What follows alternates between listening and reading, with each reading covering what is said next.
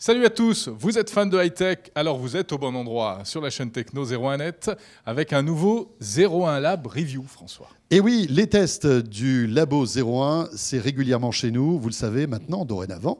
Et aujourd'hui, on va jeter un œil sur un smartphone très attendu, c'est le dernier né de Sony, c'est le Xperia Z. Bruno Cormier nous dit tout.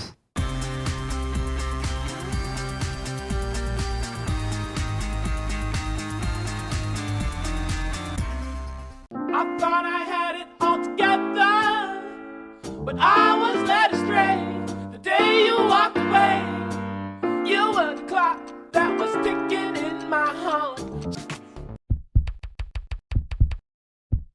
C'est le dernier smartphone de Sony, présenté en début d'année au CES. Tout nouveau, nouveau design, écran 5 pouces, donc très grand, Full HD, très gros processeur, quad-core, toute dernière génération, très fin, capteur 13 mégapixels. Et voilà, c'est le dernier petit bijou de Sony, on va dire.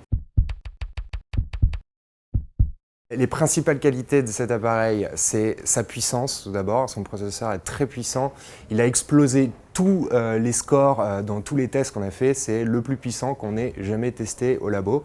Et effectivement, à l'utilisation, ça se ressent, puisque c'est un téléphone qui répond au quart de tour, au doigt et à l'œil. Toutes les applications s'ouvrent instantanément, toutes les animations de l'interface sont très fluides. C'est extrêmement agréable à utiliser. Deuxième chose, il est étanche, donc ça va limiter quand même beaucoup d'accidents.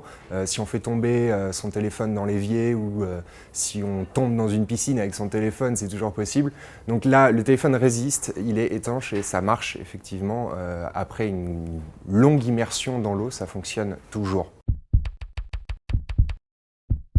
Il y a quelques petits points faibles effectivement qu'on peut remarquer. D'abord, c'est la taille du téléphone. Donc, le téléphone est très large, il est encore un peu carré, même si Sony a adouci les angles par rapport à ses précédents smartphones. Du coup, quand on tient le téléphone dans la paume, on a plutôt tendance à le tenir comme ça a tendance à pas être vraiment naturel, pas très ergonomique et pas très agréable à porter au niveau de la paume.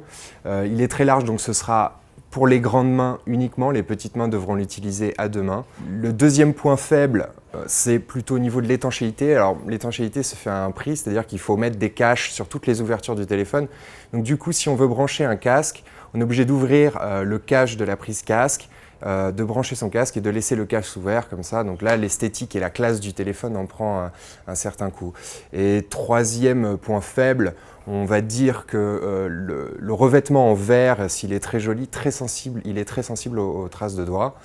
Et enfin, il y a quelques petits défauts logiciels que je pense Sony sera en mesure de corriger très vite.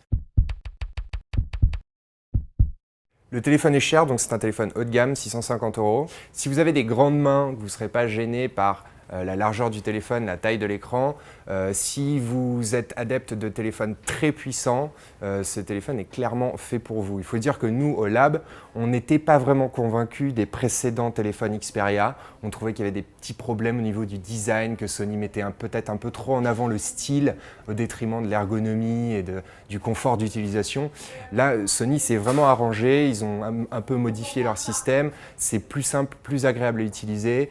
Le téléphone a un design plus sympathique, plus fin, il est léger. Donc là, c'est vraiment le premier Xperia qui a réussi vraiment à nous séduire totalement au labo. Donc oui, ça vaut le coup de l'acheter.